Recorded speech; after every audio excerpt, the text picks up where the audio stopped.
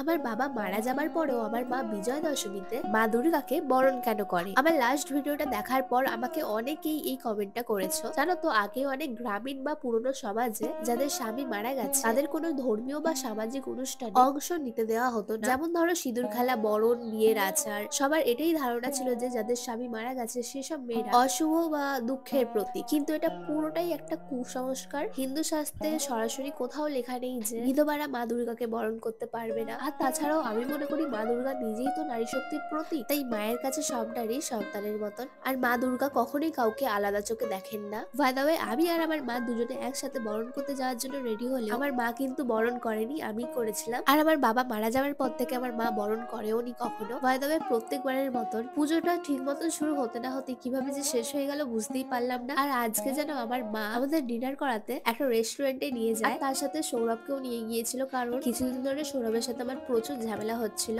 আর আমাদের মধ্যে যাতে আমরা সবকিছু মিটিয়ে নিই সেই জন্যই মা আরো এই জিনিসটা করে। আর জানো তো, আমার যখন ছোটবেলায় অন্য কোনো বন্ধুর সাথে ঝামেলা হতো আমার মা সেম জিনিসটাই করতো। ভাই, তবে পুজো তোমরা কিরকম কাটালে সেটা আমাকে অবশ্যই কমেন্ট করে জানিও।